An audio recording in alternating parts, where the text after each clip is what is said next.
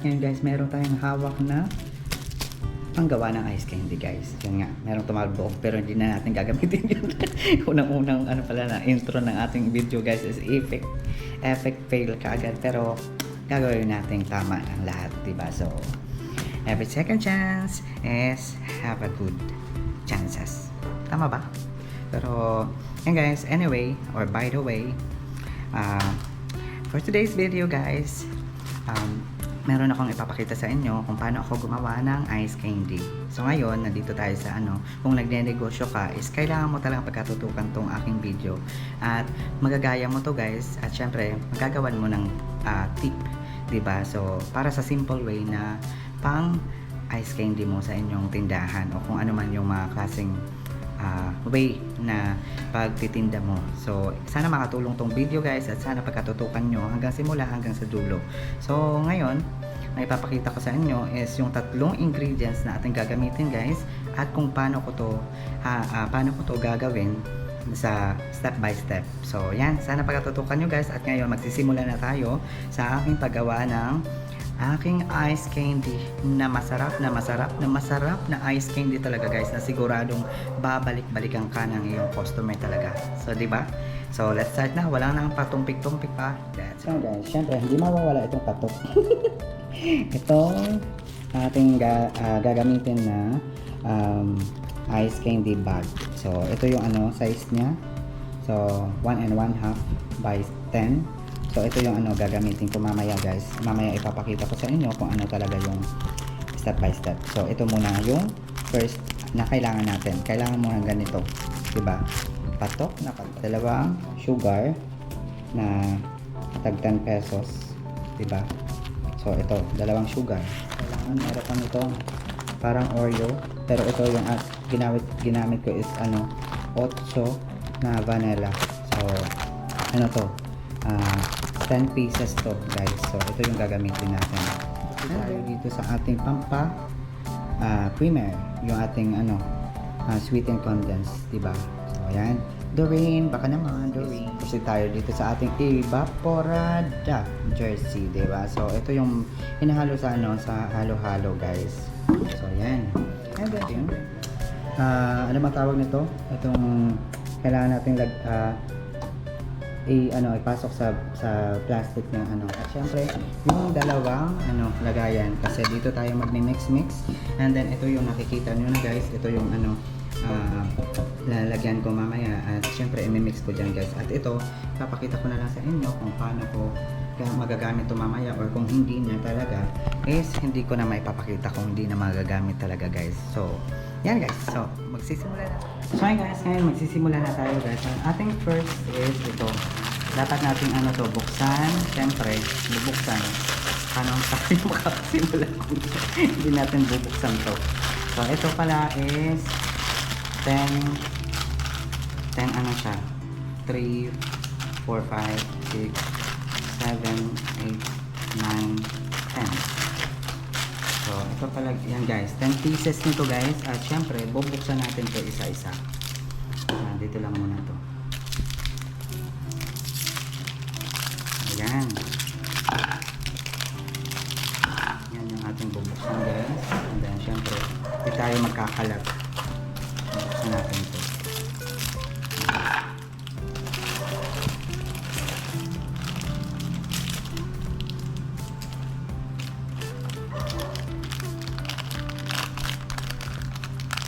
Ba't parang wala tong kapares? Itong isa single like you. Walang Huwag kayo mag-alala guys, malinis yung kamay ko guys ha. Bago tayo dito gumawa is naglinis ako ng kamay guys. So yan.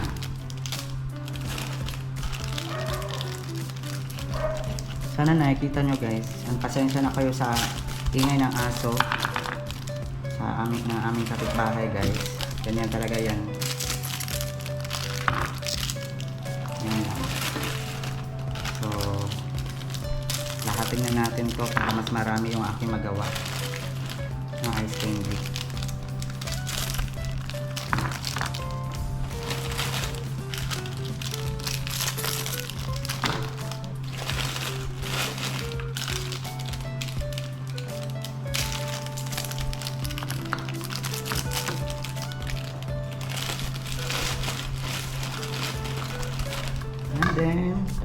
Next naman natin guys is itong ano, yung ating ibap.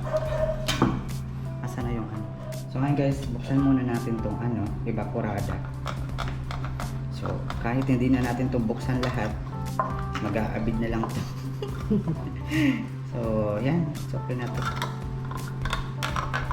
Yan. Tapos next natin ilalagay guys. Yan. Diba? Kita nyo? Yan pa lang guys, masarap na talaga. Ano pa ba kung ano? Diba? Tapos next natin is ito. Yung ating condense. Kailangan natin itong buksan side by side. Kung nahihirapan kayo magbukas ng ano, ganitong way, dapat meron kayong can opener. Meron naman kami pero nandun sa kusina. Gusto ko lang talaga magtuloy-tuloy yung ating ano video. Ito naman is ibubuhos natin to lahat dito. Dito. Yan. Ibubuhos natin yan guys. Yan.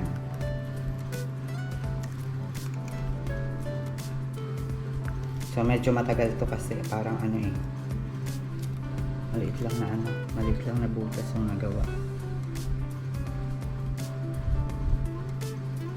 So ayan guys, babalik na tayo kasi binuksan ko talaga para mas madali. Yan, di ba? Ganyan pa lang guys, masarap na. Grabe. Yan. And then next natin guys is kailangan natin tong i-mix.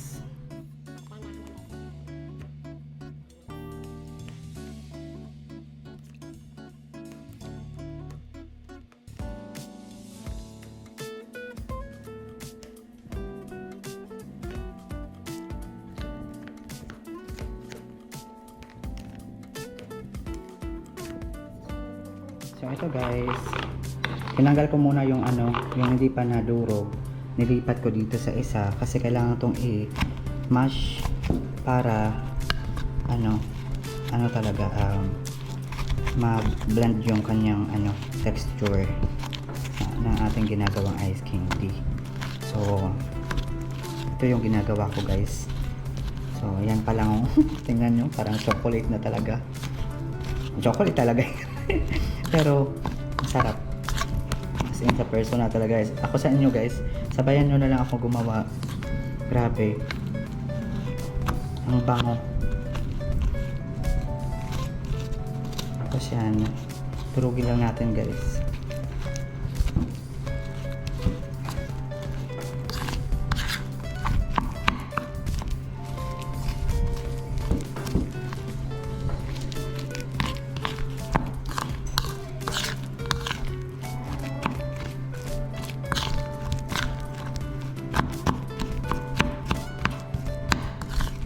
So ayan guys, nadurog na natin. And then ngayon is ililipat ko muna dito. Dito ko ililipat.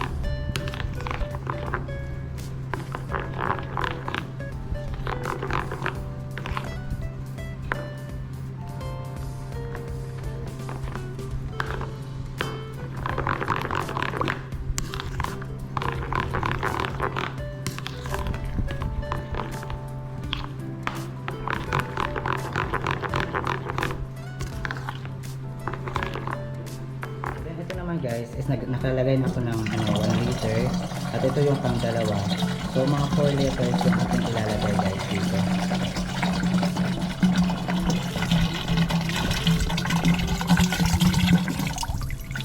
Kailangan 4 liters yung ilalagay dito guys para dito natin siya ay i-mix talaga kasi mas malaking lagayan. So kailangan kumuha kayo ng mas malaking lagayan guys, kagaya nito. Kung gagawa kayo ng ganitong pang ice candy no guys. So para hindi kayo mahirapan kasi yung ginagamit ko is medyo maliliit yung yung mga nagamit kong lagayan guys. So yan. Ito yung pangatlo. 3 liters na tubig.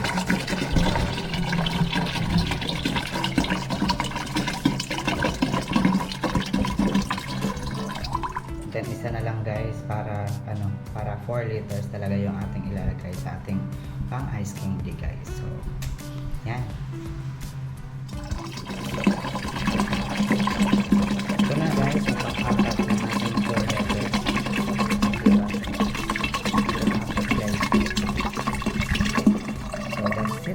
Guys, at ito naman is kailangan nating ibuhos natin to ng dahan-dahan dito paloob. So yan guys, nahihirapan talaga ako kasi medyo maliliit tong ko nagamit na dapat kanina pala dito ko na lang nilagay. So pasensya na guys kasi hindi talaga ako eksperto sa mga ganito guys, pero I'll try my best.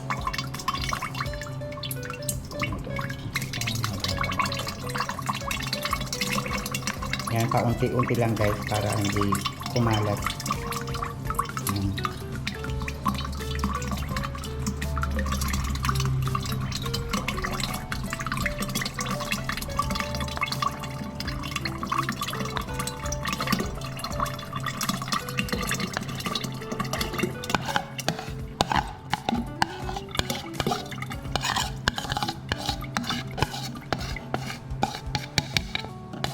Guys, ilipat na natin, medyo mahirapan lang.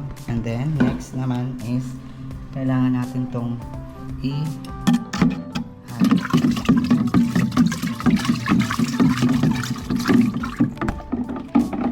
ganyan karami guys.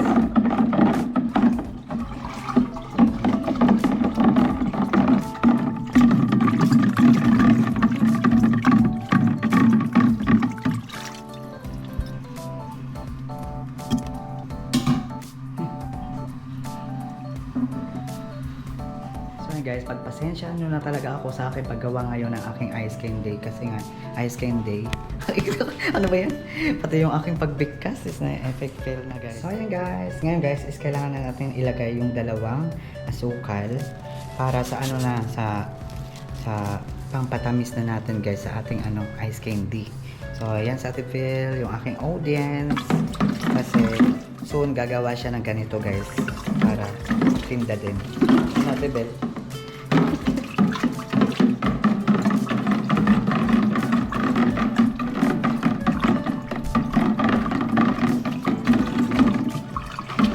So ganito lang guys yung aking paggawa ng ng ice candy.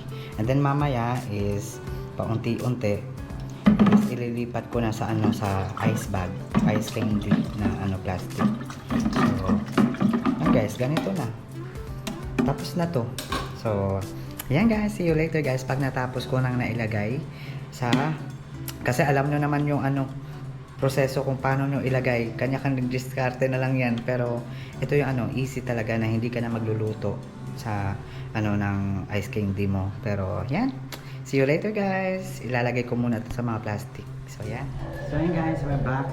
Charot lang yung kanina.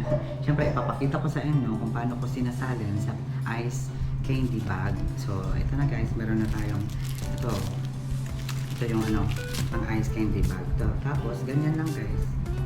Siyempre kailangan nyo ito. Tapos, ganyan. And then, mag-i-scoop nyo.